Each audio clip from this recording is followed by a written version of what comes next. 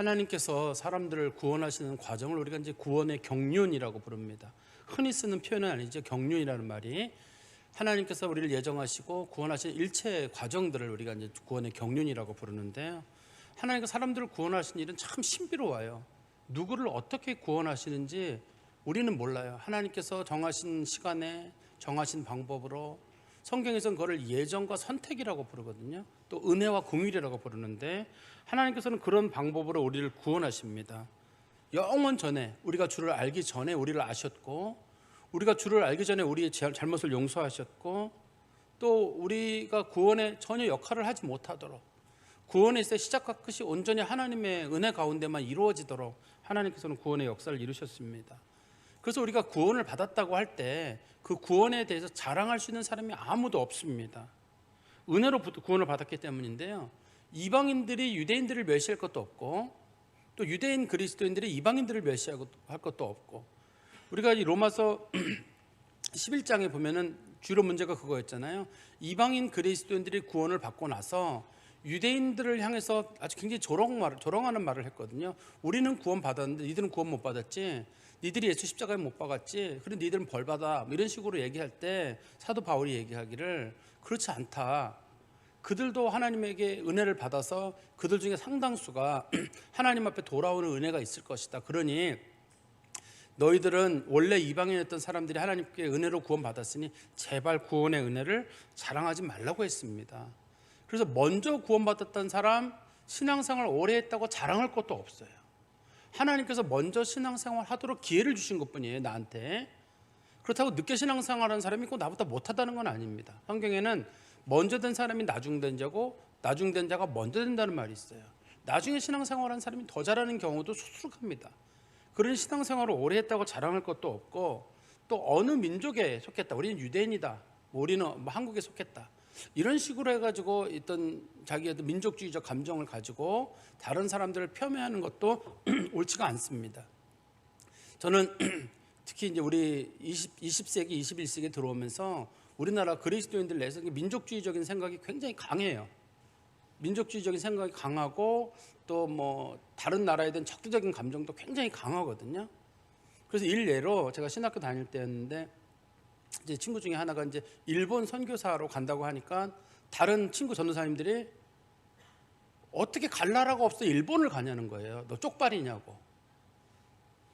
그 나라는 침몰을 해야 된다는 겁니다. 지진이든 뭐 화산이 일어나서 가라앉아야 되고 다 죽어야 된다. 거기는 선교사 절대 가지 말라고 막 그 친구를 말리더라고요.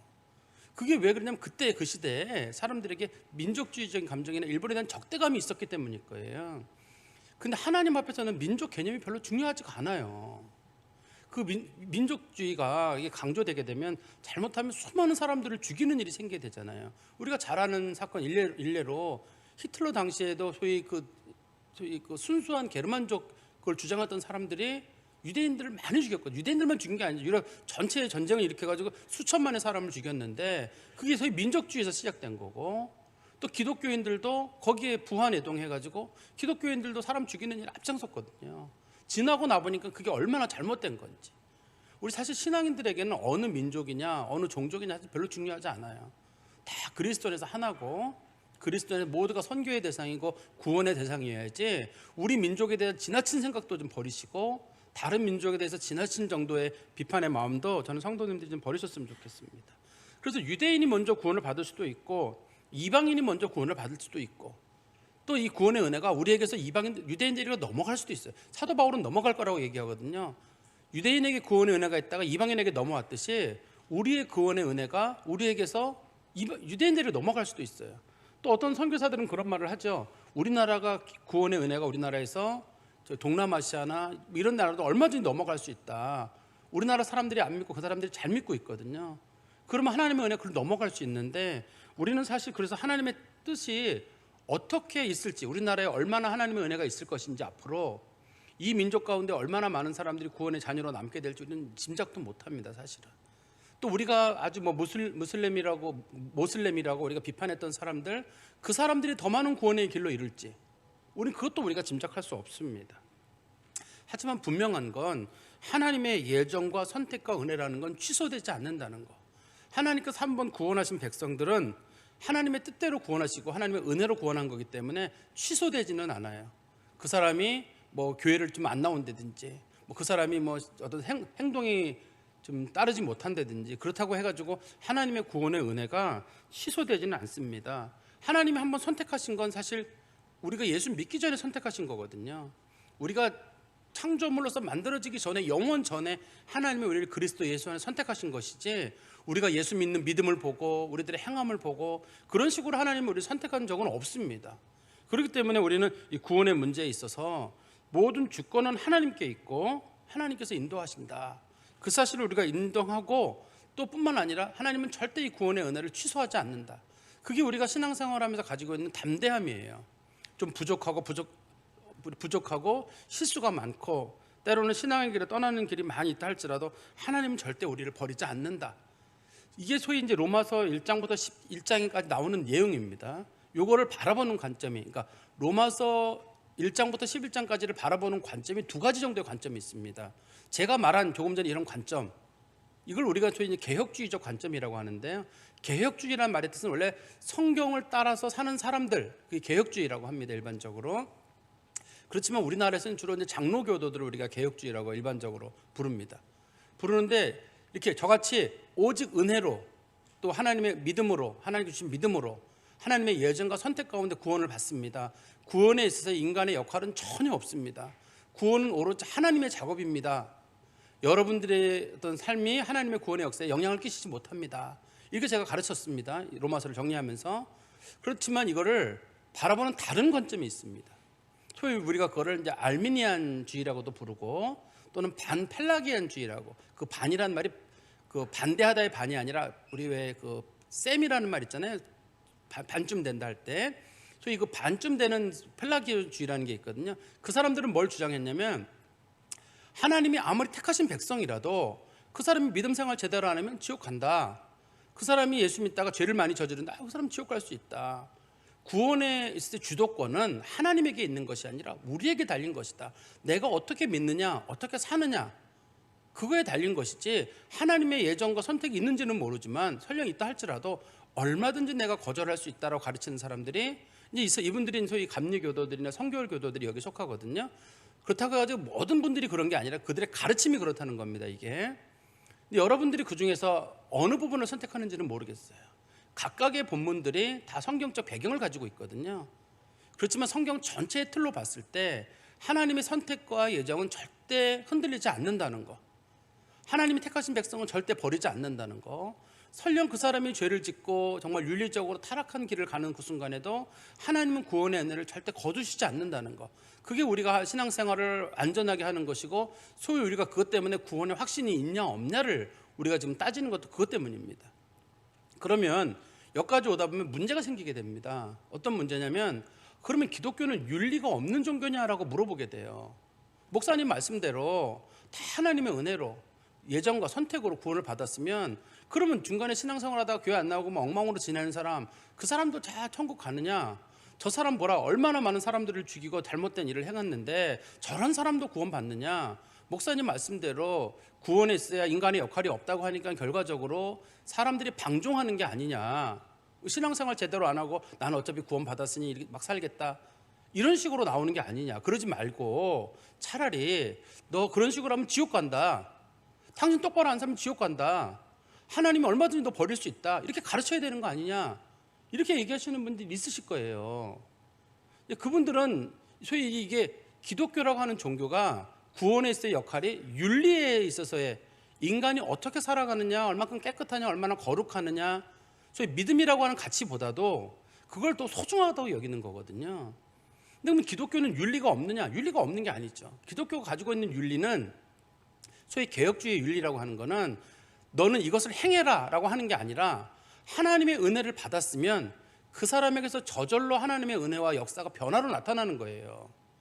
그 사람이 예수를 믿고 또 하나님의 은혜 가운데 있다 보면 성령의 역사가 그 사람에게 변화를 일으키는 겁니다.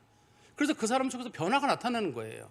그 사람이 예수를 믿었다, 그러면 그 사람에게 순종의 은혜가 자연스럽게 나타나요. 진짜 예수를 믿는 사람은 순종의 은혜가 자연스럽게 나타나고 그 사람이 거기서 더 발전된 방향으로 또 나아가겠죠. 그러니까 우리는 간혹 그렇게 얘기를 합니다. 그러지 말고 목사님 분명하게 얘기를 해라. 이렇게 해라. 너 부모 공경하고 너 착하게 살아야 하고 바르게 살아야 하고 남 도와줘야 되고 뭐 해야 되고. 그렇게 했다고 사람이 바뀌는 건 아니잖아요. 사람이 그렇게 해서 바뀌나요? 옆에 사는 사람이 수많은 잔소리를 하고 여기서 얘기했다고 해가지고 그게 사람을 바꾸나요? 못 바꿔요. 그게 제가 여러분들에게 여러분 그런 식으로 하면 지옥 갑니다 했다고 해서 지옥 가는 건 이제부터 내가 그러지 말아야지. 여기서는 잠깐 듣지만 금방 잊어버리죠. 그거로 사람이 바뀌지 않습니다. 성경을 어떻게 사람이 바뀌냐고 한다면 하나님께서 주신 은혜와 하나님께서 주신 구원의 역사가 너무 은혜롭고 가슴에 깊이 이게 새겨질 때, 우리 그걸 2절에서는 뭐라고 말했냐면 오직 마음을 새롭게 함으로 변화를 받는다라고 표현했어요. 속 사람의 마음속에 하나님의 은혜가 정말 고맙게 여겨지는 사람이 있어요. 정말 나 같은 죄인이 구원을 받았구나 하는 너무 감사할 때가 있습니다. 그게 딱 다가오는 그 순간에 똑바로 살아야 되겠다. 똑바로 살아야 되겠다. 제가 이거 일례로 하나 예를 드리면 여러분 좀 이해가 될지 모르겠어요. 많은 분들이 자녀들에게 얘들아 부모 잘 모셔라. 부모 공경해라. 부모님 정말 이렇게 함부로 대하지 마라. 수많은 사람들이 그런 얘기들 합니다. 자녀들에게 그런 얘기를 하거든요. 근데 자녀들이 그 말을 잘 듣나요?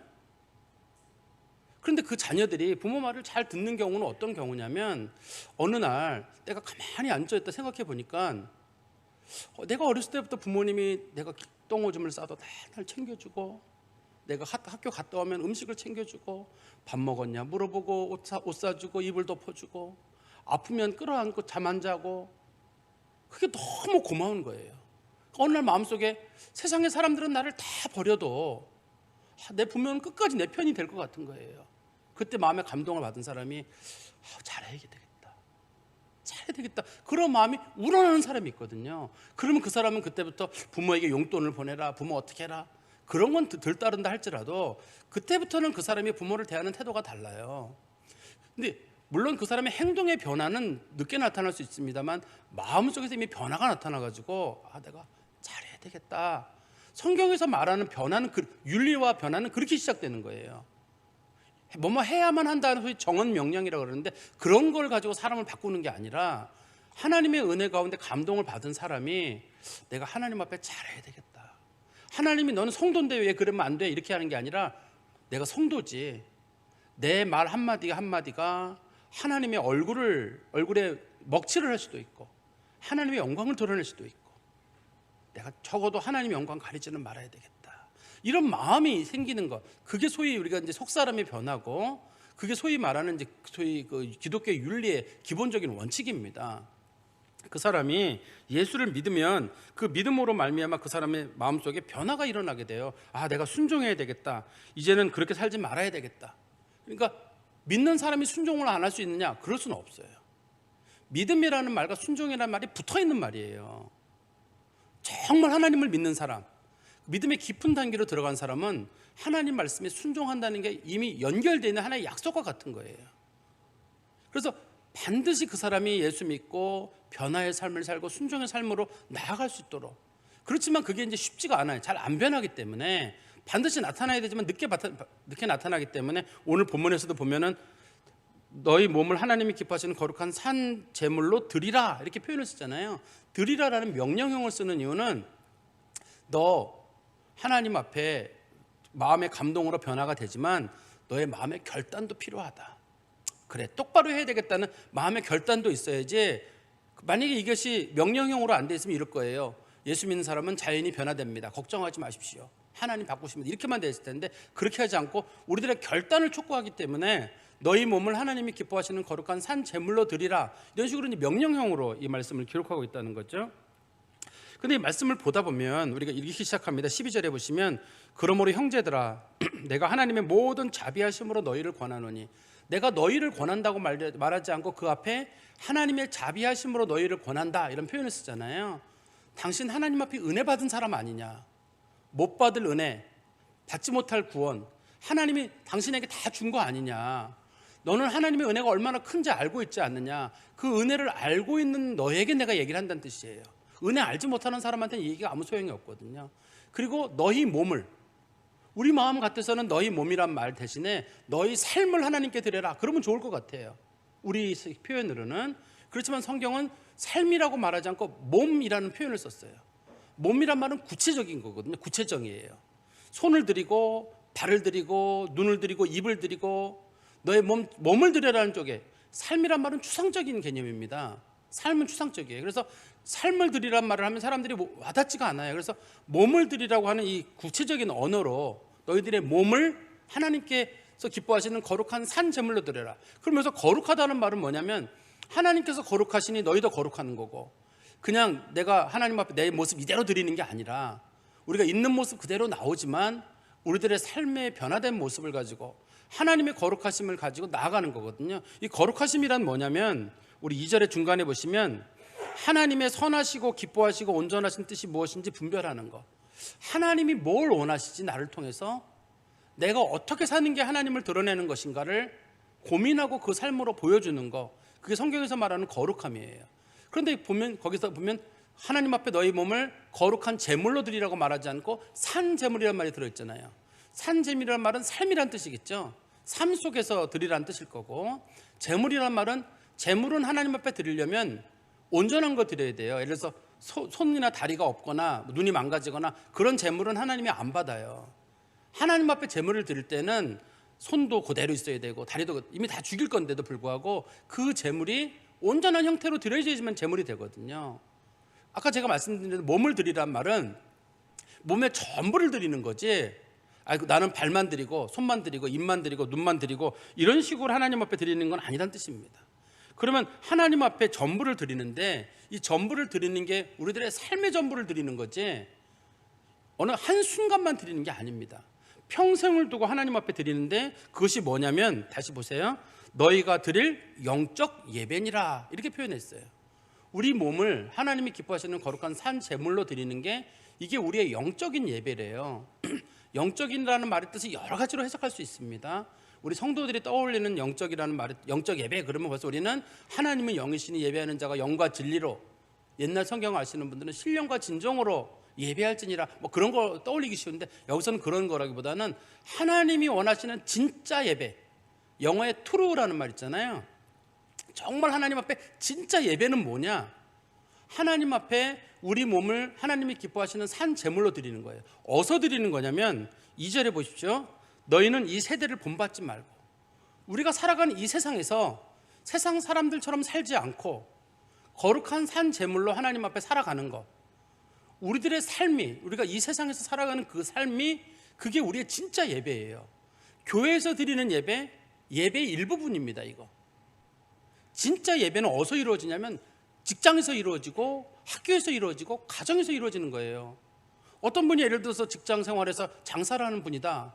그분은 장사할 때 양심껏 정말 그리스도인답게 장사를 하는 거예요. 오는 손님 하나 대하는 게 다르고 너무 이익 추구하려고 하지 않고 정말 그리스도인의 모습을 보여서 정말 손님들이 와서 기분 좋게 하는 거. 농사 짓는 분들도 거기다 뭐 안 좋은 거 타지 않고 정말 좋은 곳으로 사람들에게 농산물을 생산하게 하는 거. 직장에 CEO 같은 사람들은 지나친 이익보다는 그 직원들을 잘 관리하는 거. 또 직원들은 성실한 마음으로 거기서 직장 생활하고 자기 동료들 가운데서도 그리스도인의 향기를 드러내서 정말 남들 안 하는 일, 뭐 요즘 사람들 뭐 잘 안 하는 일이겠습니다만 다른 직장 동료들에게도 정말 이렇게 범사에 본이 되고 자기가 먼저 섬길 줄 알고 예의를 갖추고, 이게 예배예요.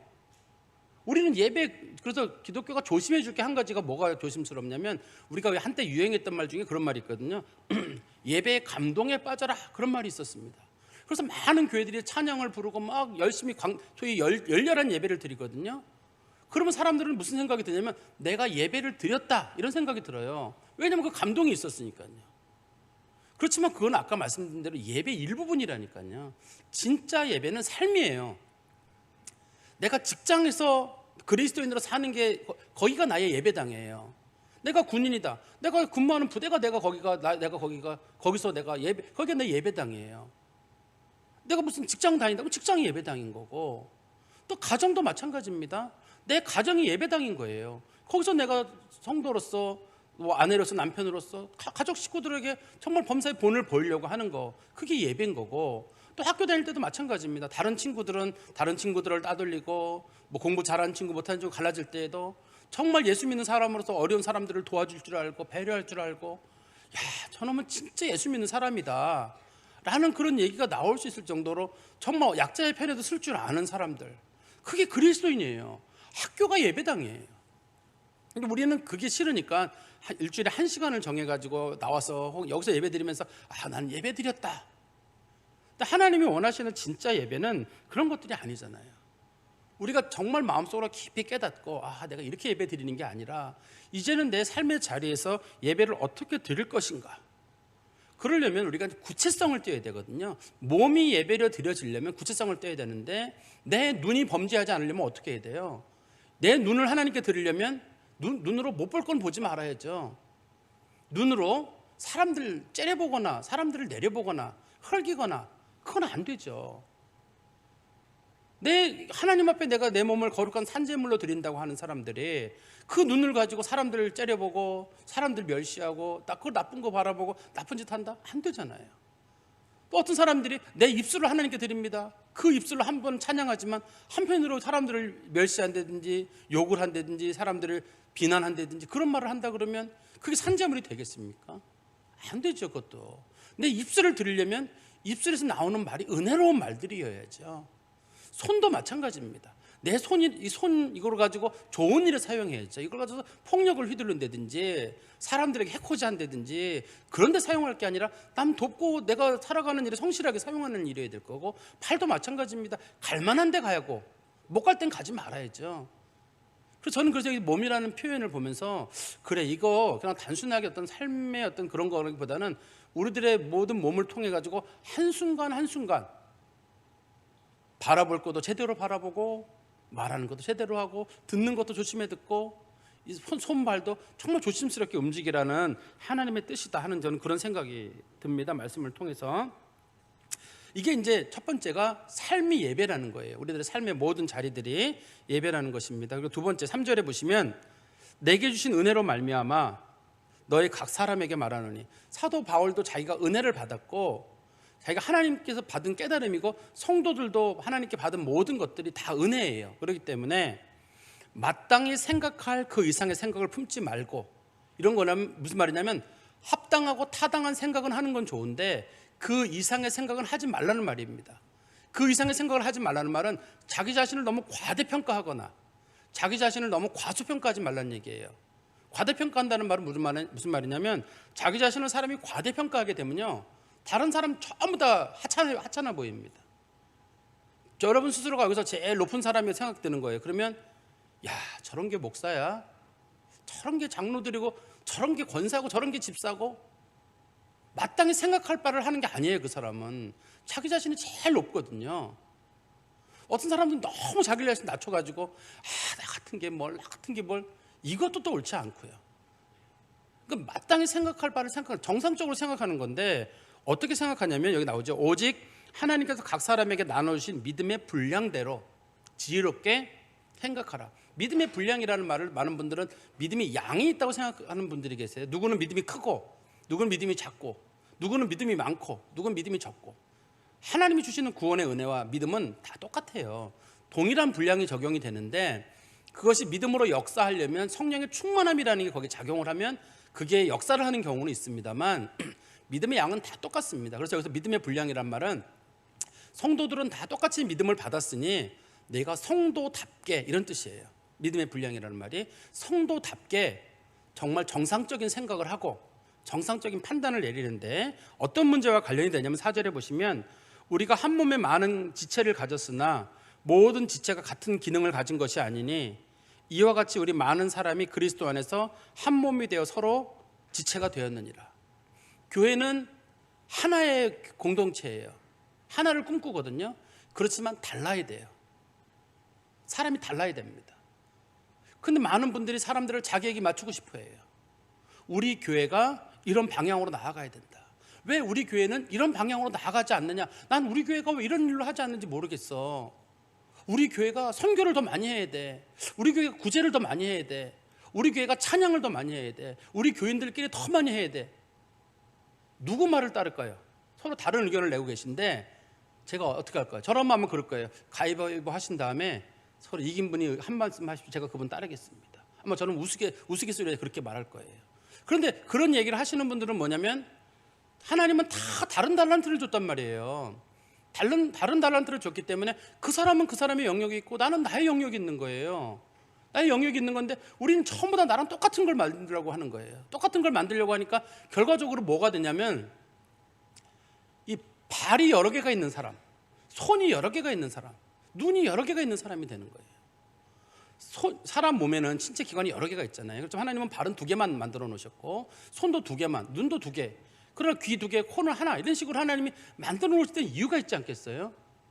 하나님께서 각각의 사람들이 내가 볼 때는 다 다른 모양을 가지고 있는데 하나님은 그걸 통해서 사람의 신체를 구성하듯이 교회도 마찬가지입니다. 다양한 사람들이 있는데 나랑 다른 기준을 가지고 있다고 해가지고 그 사람들을 잘못됐다고 하거나 내 기준에서 내려보거나 너무 지나치게 높여보거나 절대 그런 일은 안 될 거예요.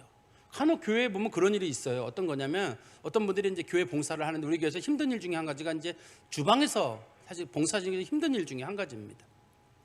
주방에서 봉사하는 분들 입장에서는 나는 주방에서 봉사를 하는데 누군 주방에 절대 안 들어와요. 그래서 그분이 기도 제목이 모든 사람이 주방에 들어왔으면 좋겠다. 좋아요. 들어가 보니까 하루는 주방에 한 사람이 한 200명 들어와 있는 거예요. 주방에는 많이 들어가 20-30명 이상 들어가면 공간이 없거든요.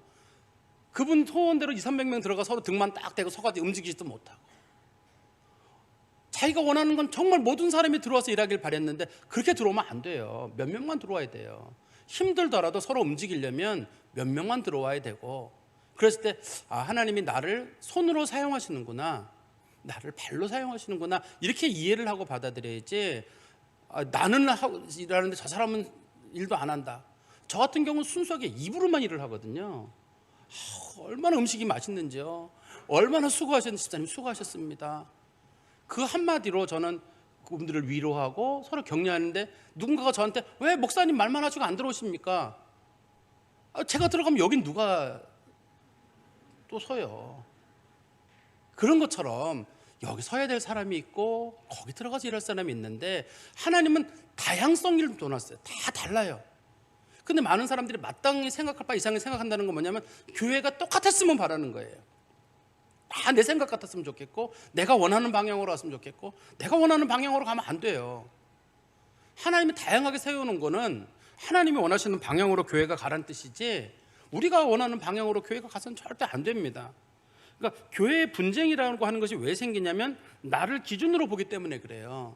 내 기준으로 보니까 다 마음에 안 들죠. 다 마음에 안 들지 않겠습니까? 내가 기준인데. 근데 어떻게 그분이 기준이 될 수 있겠어요? 발이 기준이 돼가지고 머리는 너무 높아. 저 머리 같은 건 못 써.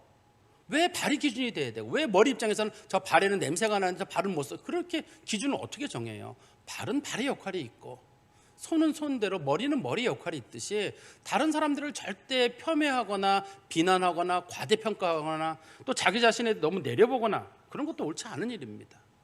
그래서 우리가 첫 번째는 삶이 예배라면 두 번째는 우리가 교회의 모든 조직 그런 것들 교회라고 하는 공동체가 이게 예배예요. 그냥 교회에서 성도로 살아가는 삶 예배 시간에 참석하지 않는다 할지라도 교회에서 봉사하는 여러 가지 어떤 삶들이 있잖아요. 구체적인 삶들 그게 예배예요. 교회에서 있는 일체의 행동들이 그게 예배예요. 그 다음에 세 번째 우리 6절부터 말씀해 보시면 우리에게 주신 은혜대로 받은 은사가 각각 다르니 혹 예언이면 믿음의 분수대로 혹 섬기는 일이면 섬기는 일로 여기 분수대로란 말이나 혹은 분량대로 그러면 우리는 자꾸 이게 분수, 분량 어렵거든요. 이 단어가 아까 제가 말씀드린 대로 이런 뜻입니다. 그냥 믿음의 분량대로 그러면 성도답게 그 다음에 여기서도 마찬가지로 예언이면 믿음의 분수대로 예언을 받은 사람들은 성도답게 온전하게 그냥 이런 식으로만 이해를 하셔야지 거기에 큰 의미를 부여할 필요는 없습니다. 그리고 다시 들어가 보시면 7절에 혹 섬기는 일이면 섬기는 일로 가르치는 자면 가르치는 일로 위로하는 자면 위로하는 일로 구제하는 자는 성실함으로 다스리는 자는 부지런함으로 공의를 베푸는 자는 즐거움으로 그러니까 하나님이라는 당시 초대교회에 7가지 사역이 있었거든요. 초대교회 사람들이 교회를 꾸려나가는데 7가지 일이 있었는데 사도 바울은 이걸 통해 가지고 여러분들이 교회에서 하는 봉사가 예배입니다. 여러분들이 교회에서 하는 봉사들 있잖아요. 그러니까 교회 봉사는 반드시 해야 돼요. 내가 아무리 나이가 들고 몸이 힘들더라도 어딘가에서는 교회 봉사를 해야 됩니다. 교회 봉사 자체가 이게 예배예요. 교회 봉사 자체가 이걸 예배라는 마음을 가지고 여러분들이 하셔야 되는데요. 그러면 첫 번째는 예언의 은사라고 불려지는 건 뭐냐면, 지금은 예언의 은사라는 말이 이제 우리는 사라졌다고 봐요. 신약 성경이 기록되면서 그 예언의 은사는 사라졌다고 보는데, 신약 성경이 기록되기 바로 직전에 초대 교회는 선지자라고 하는 직분이 있었어요. 사도요, 혹은 선지자요, 혹은 교사요, 이렇게 직분이 있었는데, 그때는 성경 말씀이 없다 보니까 하나님께서 직접 누군가에게 예언을 주셔가지고 그 사람이 교회에서 예언을 하도록 하는 일을 했습니다. 그래서 어떤 일을 하려고 할 때 그 사람이 위례 광명교회 성도들이여 들으라, 하나님께서 너희들이 안디옥 교회 성도들을 후원하라고 하십니다, 어느 교회 성도들을 구제하라고 하십니다라는 얘기를 이렇게 예언의 은사를 받은 사람들이 교회에서 하는 일이 있었습니다, 초대교회에는. 근데 이게 이제 신약 성경에 기록된 이후로는 이 은사가 바뀌어가지고 주로 설교와 전도라는 차원으로 많이 바뀌었다고 우리가 보고 있습니다. 그런데 이제 문제는 이 예언의 은사를 받은 사람들이, 이 사람이 이거를 믿음의 분수대로 해야 된다는 말은 뭐냐면 적당하게 할 줄 알아야 되는데, 자기가 생각해볼 때 유래 광명교회 성도들이여 안디옥 교회를 후원하십시오라고 했는데 왠지 성도들이 후원할 것 같지 않은 거예요. 그럼 거기다 덧붙이는 거예요. 후원하지 않으면 너희가 저주를 받을지어다, 그렇게 말을 덧붙인 거예요. 그럼 자기 생각할 때는 효과적일 것 같잖아요. 하나님의 말씀에 덧붙이면 안 되거든요. 근데 사람들은 뭔가를 강조하기 위해서 덧붙인단 말이에요. 지금 우리 아까 말씀드렸던 알미니안이나 그런 사람들의 구원관이 그런 거잖아요. 예수 믿어 구원받는다 그러면 저거는 안 될 것 같아. 예수 믿지 않으면 너 예수 믿어도 제대로 안 믿으면 버림받는다, 똑바로 하는 사람은 지옥 간다, 이런 얘기들을 자꾸 집어넣는 거예요. 하나님의 말씀하고는 다른 내용들을 가지고. 그다음에 두 번째는 섬기는 자들은 섬기는 일로. 섬기는 일도 마찬가지로 하나님이 주신 은혜이기 때문에 주로 봉사의 일이거든요. 봉사의 일도 하나님이 주신 은혜예요. 이것도 믿음에 따라서 하나님 앞에 봉사하는 거예요. 이것도 중요한 일이에요. 근데 여기 보면 예언의 은사가 제일 먼저 들어있고 섬기는 게 두 번째 들어있잖아요. 당시 사람들이 섬기는 사람들을 얕잡아 봤어요. 초대교회에서 주로 봉사하는 일은 노예들이 했거든요.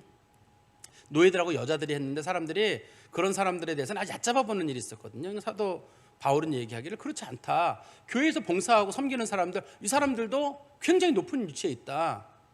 교회에서 봉사했어야 수준 높은 거다. 그러니까 교회에서 청소하고 뭐 하고 하는 거, 그거 정말 엄청난 하나님의 은사고 하나님의 능력이다. 그것도 예배에서 중요한 자리를 차지하는 거다. 그렇게 성경이 설명하고 있죠. 우리도 예배 드릴 때 설교만 예배가 됩니까? 여기를 누군가가 수시로 닦고 있습니다. 여러분들이 앉아있는 의자를 누군가가 계속 돈 받는 분들이 하는 게 아니에요. 돈 안 받는 분들이 다 이거를 걸레로 다 일일이 닦아냅니다. 이거를 몇 시씩 걸려서 이걸 다 닦아내요. 기도하면서 닦아내는 사람들이 있습니다. 이렇게 보이지 않는 곳에서. 그러면 그 사람들은 그 사람들은 목회자 이상이죠. 그분들이 여기서 예배 드릴 수 있도록 그걸 다 준비하는 거 아니겠어요? 그건 난 크다고 생각해요. 교회에서 가르치는 일들, 당시엔 주로 가르치는 일은 이제 교사라는 직분이 따로 있었어요. 주일학교 교사랑은 다르게 과거에는 사도 혹은 또 목사, 교사 해가지고 교회 가르치는 특별히 따로 있었는데, 요즘에 뭐 주일학교 교사들이라는 직분도 좋을 것 같아요. 교사로서 아이들을 가르치는 거, 그것도 참 교회에서 하나님 앞에 드리는 예배의 한 형태고, 그 다음에 권위하는 사람들, 위로하는 사람들은 위로하는 일로. 이거는 사람들 중에 신방에 필요한 사람들, 위로가 필요한 사람들 찾아가서 사람들 위로하는 거예요. 꾸준히 남을 찾아가서 도와주는 일이기 때문에 또 힘든 일이거든요. 남에게 위로하는 일을 주로 이제 권사님들이 주로 이게 하는 일입니다. 권사라고 하는 직분은 기도하는 일하고 어려운 사람 수시로 찾아가는 거예요. 수시로 찾아가서 그 사람을 도와주는 일이에요. 이것도 하나님이 주신 예배이기 때문에 이거를 잘하는 사람은 예배를 드리는 거고, 그냥 난 타이틀만 권사고 나는 그런 거 안 한다, 그러면 그 사람은 예배 행위를 안 하는 거죠.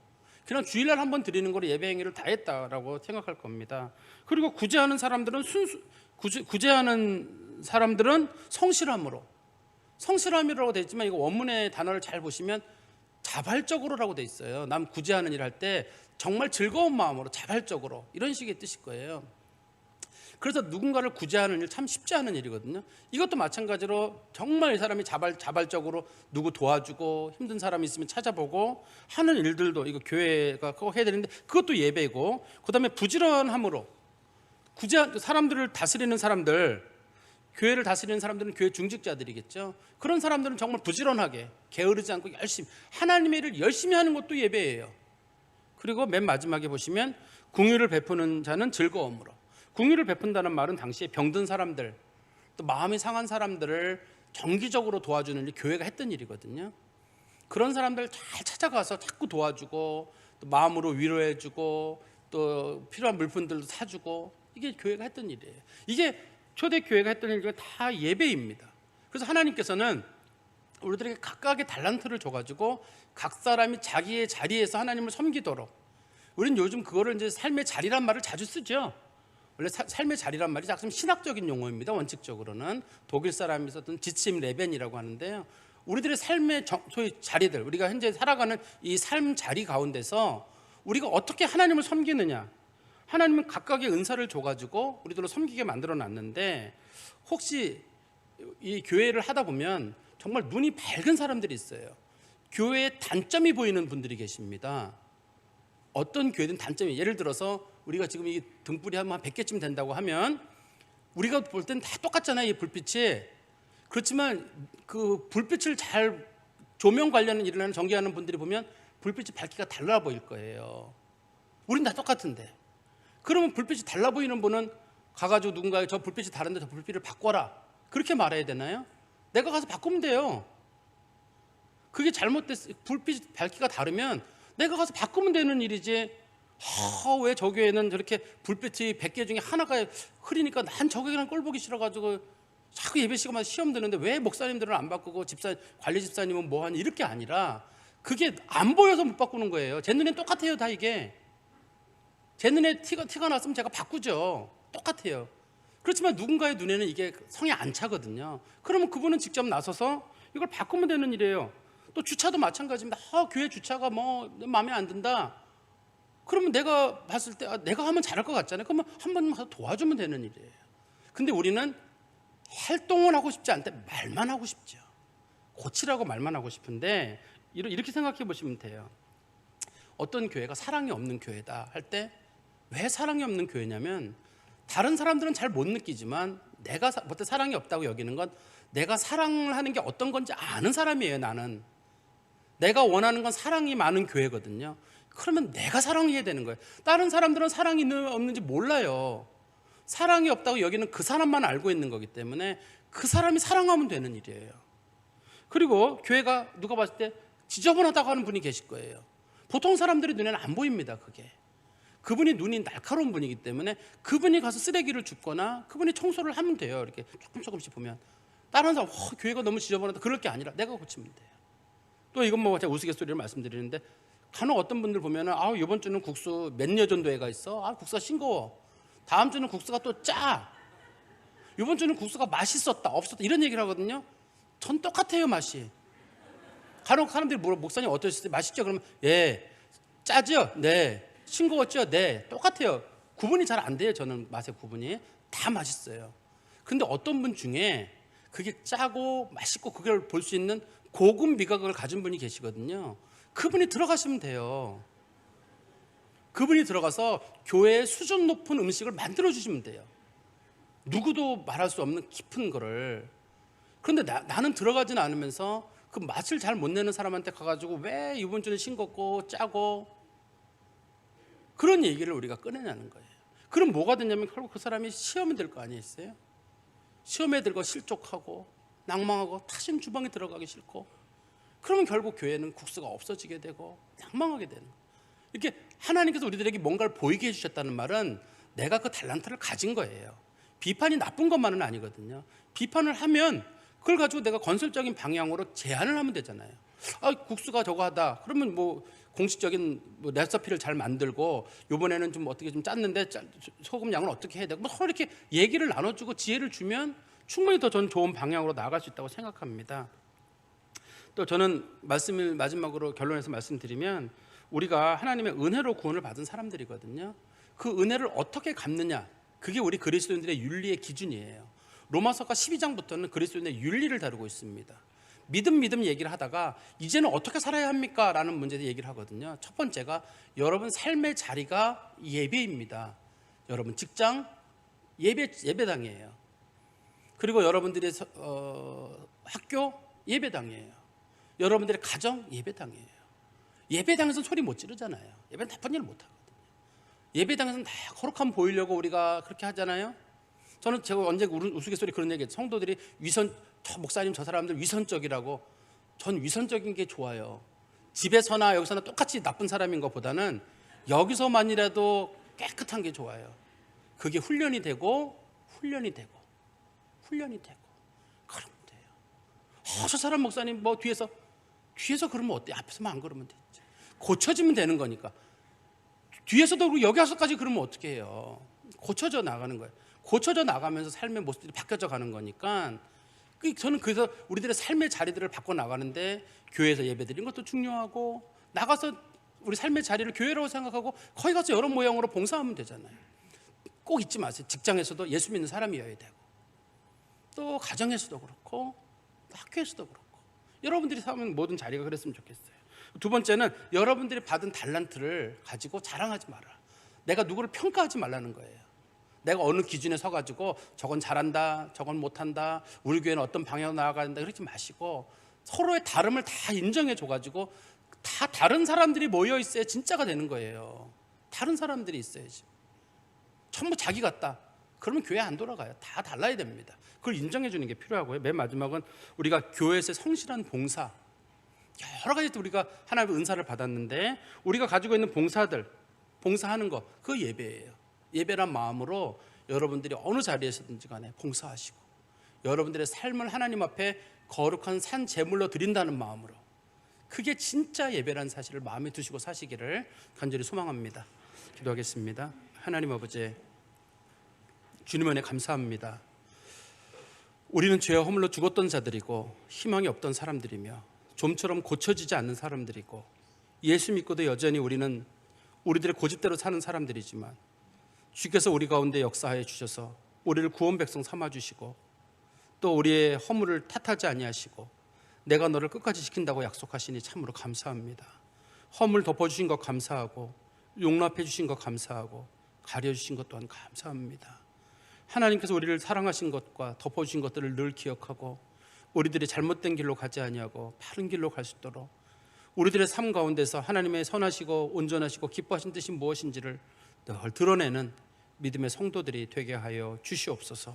예수 그리스도의 이름으로 기도하옵나이다. 아멘.